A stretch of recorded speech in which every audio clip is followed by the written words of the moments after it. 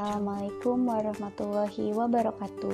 Perkenalkan, nama saya Siti Lilisania dengan NIM 22251800002.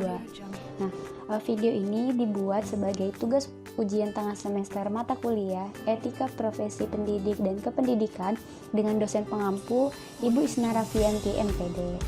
Langsung saja. Soal nomor 1 yaitu mengapa guru disebut sebagai profesi. Nah, kenapa disebut sebagai profesi? Karena seorang guru juga dituntut untuk memiliki keahlian, yaitu mengajar, mengelola kelas, merancang kelas, dan lain sebagainya yang berhubungan dengan kelas. Nah, guru juga bisa disebut sebagai profesi khusus selain dokter dan penasihat hukum, karena kekhususannya ini dalam bentuk pelayanan kepada masyarakat ataupun manusia yang lainnya, agar ilmu yang diberikan dapat berguna. Soal nomor 2 yaitu tentang kode etik seorang guru. Nah, kode etik seorang guru ini ada beberapa butirnya karena dirumuskan pada Kongres PGRI di Jakarta. Nah, yang secara singkatnya yaitu guru berbakti membimbing peserta didiknya untuk membentuk karakter kemanusiaannya sesuai dengan Pancasila. Nah, selanjutnya yaitu guru memiliki dan melaksanakan kejujuran profesional. Jadi selain mendidik peserta didik, dia juga melatih dengan kejujurannya. Selanjutnya yaitu berusaha memperoleh informasi tentang peserta didik. Jadi guru itu juga harus tahu gitu tentang peserta didiknya seperti apa. Nah, selanjutnya guru juga harus menciptakan kondisi yang sangat baik dalam kelas sehingga para peserta didiknya lebih nyaman dalam belajar. Soal nomor 3 yaitu berkenaan dengan kompetensi seorang guru.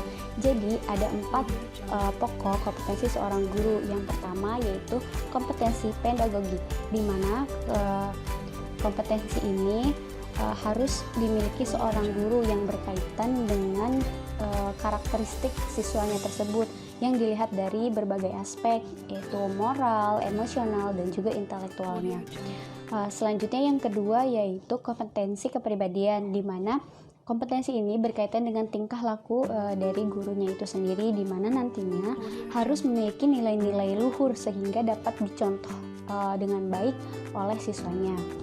Yang ketiga yaitu kompetensi profesional, di mana seorang guru harus memiliki perencanaan dan juga pelaksanaan dalam proses pembelajaran. Yang keempat yaitu ada kompetensi sosial, di mana seorang guru harus dapat menyesuaikan diri dengan lingkungan sekitar saat dia menjadi seorang guru. Soal nomor 4 yaitu tentang pendidikan formal, non formal, dan juga informal.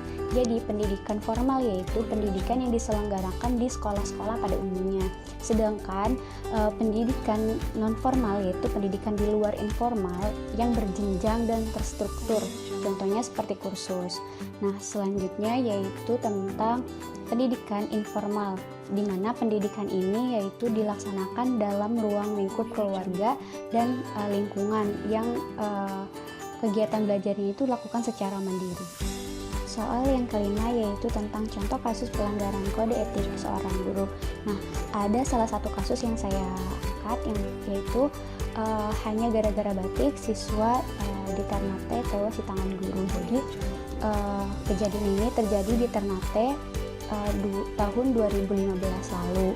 Nah, kejadian ini karena seorang siswa yang tidak menggunakan batik dipukul oleh seorang gurunya hingga tewas menggunakan kayu. Nah, kejadian ini mendapat kritikan dari banyak pihak karena ini melanggar kode etik seorang guru yang memukul siswanya sampai meninggal. Itu kan sangat tidak etis gitu ya bagi seorang guru sebagai contoh pendidik yang baik gitu. Nah, karena kasus ini seorang guru itu dibawa ke kantor polisi dan dijerat pasal berlapis dengan hukuman 9 tahun penjara. Nah, sebagai seorang guru seharusnya kita tidak melakukan hal tersebut. Masih banyak cara yang bisa kita lakukan untuk mendidik seorang siswa dengan baik.